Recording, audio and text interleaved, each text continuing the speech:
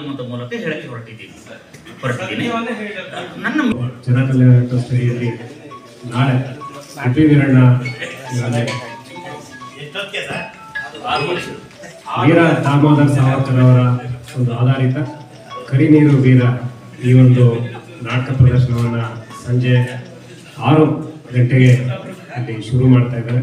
ತುಮಕೂರಿನ ಎಲ್ಲ ನಾಗರಿಕ ಬಂಧುಗಳು ಮತ್ತು ದೇಶದ ಬಗ್ಗೆ ನೈಜವಾಗಿ ಏನೇನು ಘಟನೆಗಳಾಗಿದೆ ಇದು ತಿಳ್ಕೊಳ್ಬೇಕಾಗಿರುವಂಥದ್ದು ಈ ಒಂದು ಅತ್ಯುತ್ತಮವಾದಂಥ ರಂಗಭೂಮಿಯ ಒಂದು ನಮ್ಮ ಕಾರ್ಯಪ್ರಭು ನೇತೃತ್ವ ರಂಗಭೂಮಿಯ ಒಂದು ಪ್ರದರ್ಶನದ ಮುಖಾಂತರ ಎಲ್ಲರೂ ಕೂಡ ತಿಳ್ಕೊಬೇಕು, ಭಾಗವಹಿಸಬೇಕು.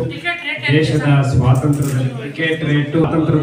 ಹಿನ್ನೆಲೆಯಲ್ಲಿ ಒಂದು ಕಡೆ ಅಹಿಂಸಾವಾದಿಗಳು ಒಂದು ಕಡೆ ಆದರೆ ರೆವಲ್ಯೂಷನರೀಸ್ ಸಾಕಷ್ಟು ಜನರು ಕೂಡ ದೇಶದ ಸ್ವಾತಂತ್ರ್ಯದಲ್ಲಿ ತೊಡಕೊಂಡಿರೋದನ್ನ ಎಲ್ಲರಿಗೂ ಕೂಡ ಹಿಸ್ಟ್ರಿ ಯಾರು ತಿದ್ದಕ್ಕಾಗಲ್ಲ. ಹಿಸ್ಟ್ರಿಯನ್ನ ಇಲ್ಲಿ ಡಿಸ್ಪ್ಲೇ ಮಾಡ್ತಿದ್ದಾರೆ.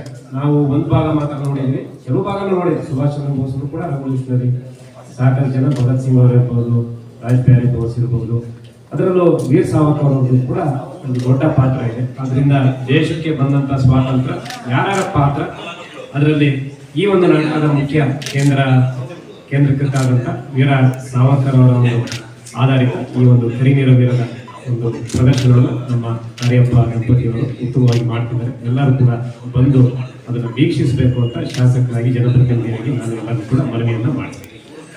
ನಾವು ನಂಬೋದಿಲ್ಲ, ನಂಬಿದ್ರು ನಾವು ನಂಬದಂತೆ ನಟನೆ ಮಾಡ್ತೀವಿ ಅಂತ ಹೇಳೋರು ಈ ನಾಟಕಕ್ಕೆ ಬರೆದಿದ್ರು ನಮ್ಗೆ ಚಿಂತೆ ಇಲ್ಲ. ಯಾರು ಸತ್ಯವನ್ನ ತಿಳ್ಕೊಳ್ಬೇಕು ಅಂತ ಬಯಸ್ತಾರೋ, ಯಾಕೆಂದ್ರೆ ಈಗಾಗಲೇ ಸಾಹಿತ್ಯ ಪ್ರಕಾಶನಗಳು ಪ್ರಕಟ ಆಗಿದೆ, ಸಾವರ್ಕರ್ ಬಗ್ಗೆ ಪುಸ್ತಕಗಳು ಪ್ರಕಟ ಆಗಿದೆ, ಅಂಬೇಡ್ಕರ್ ಸಾವರ್ಕರ್ ಬಗ್ಗೆ ಹೇಳಿದ್ದು ದಾಖಲೆ ಆಗಿದೆ, ಮಹಾತ್ಮ ಗಾಂಧೀಜಿ ಹೇಳಿದ್ದು ದಾಖಲಾಗಿದೆ, ನೆಹರು ಹೇಳಿದ್ದು ದಾಖಲಾಗಿದೆ.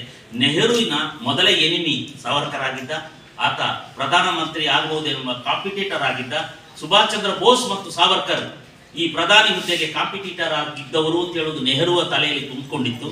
ಹಾಗಾಗಿ ಅವರನ್ನು ಎಲಿಮಿನೇಟ್ ಮಾಡುವ ಕಾರ್ಯದಲ್ಲಿ ಅವರು ಸಫಲರಾದರು ಅಂತ ಹೇಳ್ತಾರೆ.